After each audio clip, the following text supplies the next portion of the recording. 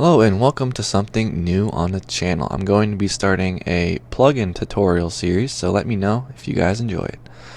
So I'm not going to go ahead and show you here how to actually set up your whole workspace, just because most of you probably aren't running Linux. But all you need to do is install a Java development kit and an IDE of your choice. I'm using IntelliJ, but you can use whatever really. Hello guys, Future Me here, and I just wanted to say real quick that you can find links to everything I'm mentioning down in the description. It's all there for you. You don't have to go out and find it. So it's simple and all in one place for you. So first thing we're going to go ahead and do is create a new project, and over here you're not going to have this preset named Minecraft, so you can go ahead and ignore that. You can go ahead, first thing you want to do is click on Java, hit next again, and this is where you're going to want to name your plugin. One more quick interruption. I just wanted to say one more thing. I do go into a lot of detail in this tutorial, but this is not supposed to be a beginner's guide for programming. If you don't know basic Java, this might be a little hard to grasp for you. So this is going to be the name of the project, not the actual name of the plugin itself, so it can theoretically be anything, but you want to keep it standard, so you want to keep the name of your plugin. So for this I'm going to name it tutorial, just because generic, and I cannot think of anything, so we're gonna name tutorial for right now, and then you should see something like this. Also, one more thing I forgot to mention: you are also going to need a what's it called, a server file from Spigot or Bukkit, whatever you want to do. I use Spigot just because they update the Bukkit one, so why not just use their API? But that does not matter. So I'm going to have links for all this stuff I'm mentioning down in the description, by the way, so if you didn't already see that, you could find those there. So if we go ahead and go to our project structure, if you're using Eclipse, you just right click on your project and it's a build path, I think. It's been a while since I've used that, but everybody started there, so yeah. Anyways, if you're using IntelliJ, you want to go ahead and go to modules, go over to the dependencies tab, then you want to go ahead and click on this plus here, and you can just go to jars or directories, and this is where you're going to have all your APIs. So I'm going to close this because we're using different files. Let's see here, and there's my API. Alright, so I have both APIs, but I'm going to go ahead and use the Spigot one because that's what I prefer. And then after this goes ahead and imports our API into our project, we're going to want to go ahead and click on this little drop down and choose provided, because we don't want it to build our jar at all. And then if you're using IntelliJ, I'm going to go ahead and show you how to export since we're already here. Click on artifacts on the left side under project settings, click this little plus, go to jar, and then go to from modules with dependencies.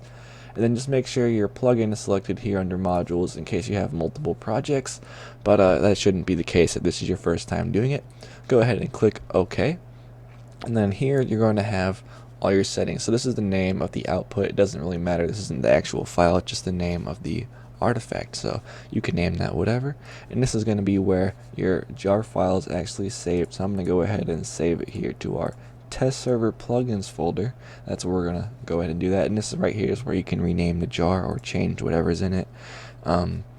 Yeah, if you see more stuff here, it's because you need to make sure this is set to provided and not compile.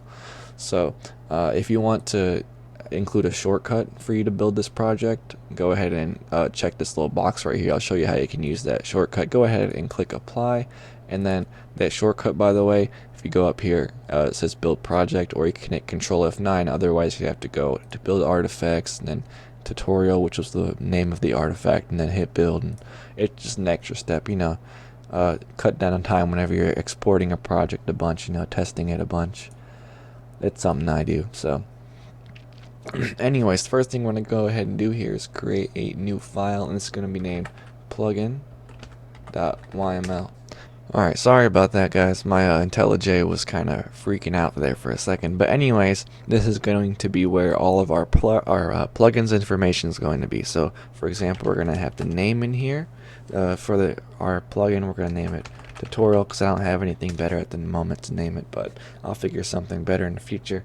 We're going to have the version of our plugin in here. We can go ahead and make this 1.0. We're going to have the API version of the server, so we're using 1.16.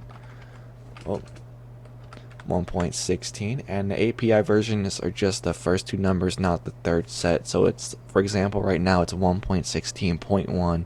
You would just use 1.16 for all of 1.16 and then update it as you go. If you want to support all versions, you can do 1.13. That's the lowest API version supported. If you erase this number, your plugin will still work, but it'll be treated as a legacy plugin, which it won't have any effect, but it might in the future. So just I would recommend, if you want to have backwards compatibility, just support until 1.13, because as of right now, all of the API versions are supported in 1.16. But for this specific example, I'm going to go ahead and keep it with 1.16 just because I only want this plugin to be used on 1.16 or up. So after that, we can go ahead and do main. Oh, that's not how you spell main. Main. And what this is going to be is the location of our main class. So we're going to go ahead and put this in our source folder by right clicking, going to new, and then hitting actually, we're going to go ahead and create a package before we create our class. I don't normally just do it all in one, but I'll go ahead and break it into 2 steps here for you guys. So what you want to do is name your package. So for me, I have a server, so I'm going to go ahead and type that in for my package name. This is so it's different from everybody else's. You want to make something unique. That's the key here, because you don't want your package interfering with other people's. So let me go ahead and explain the naming scheme here. So what you do is you do me dot your username. So for me, my in-game name is a chicken sandwich, so I would do that dot, and then your plugin name, so I would do tutorial. But I'm not going to do that. No siree, I'm going to do this just because I own that domain, and then that's going to be the name of our package. You can also do com.yourname. That's also a naming scheme you can use too. So after that, you want to go ahead and create a new class inside of this package, and this is going to be your main class.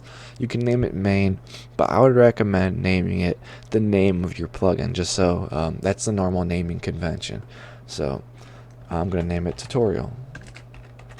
So this is the same as this name right here. That's just a normal naming convention. Some people use main, as I said before, but this is better for sure, just so it doesn't get confused with other plugins. But yeah.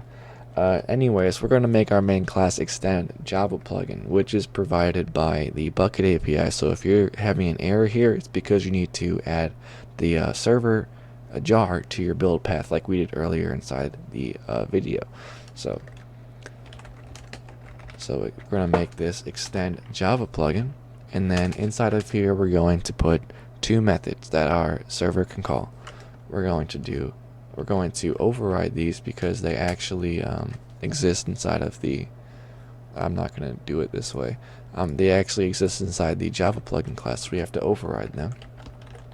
So we're going to do @override public void on enable, and you should never ever do more work than you need, so I would recommend just copy pasting that and making another one called on disable, and boom, there you go. So this is what's called whenever the plugin is loaded on enable. This is what happens after the world loads. I'll show you guys what I'm talking about later whenever we test the plugin. But so there's 2 methods that get called before the server runs. The first one is onload. So it'll look like this. Oops. Whenever you start up your server, you'll notice that each plugin sends 2 enable messages. It's because there's an onload method and an onenable method. The onenable method loads after the world, after everything's loaded. So if you're doing things like registering, commands, events, whatever, you want to keep it in here. If you're doing specific things, like for example, this is the only thing I can think of off the top of my head where I've used this personally, is whenever I was making an economy plugin for Vault, you need to put that inside the onload method so it loads the second you start up the server, before the world loads and before all the other plugins load.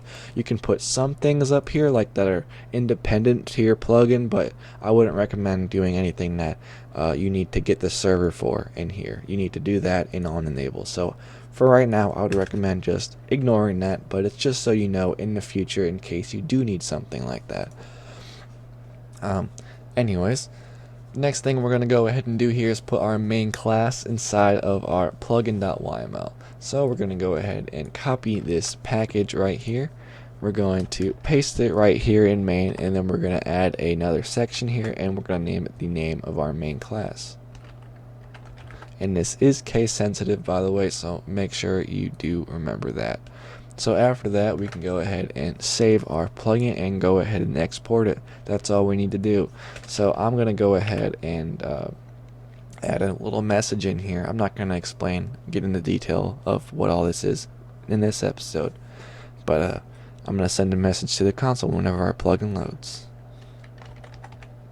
So we're going to get the logger, which is what we use to send messages to the console. It adds a little prefix before our name, before any of our messages, so we don't have to do that. So that's why I use logger.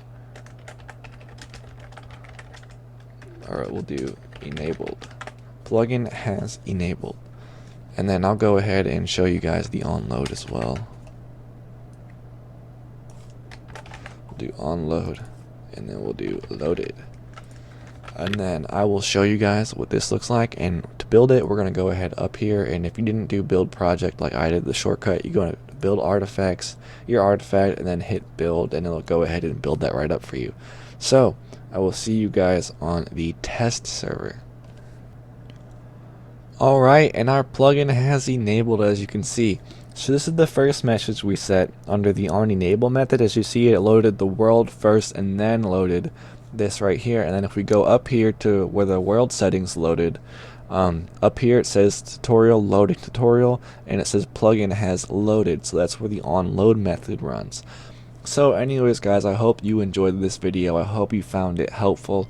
If you have any questions about anything, let me know down in the comments.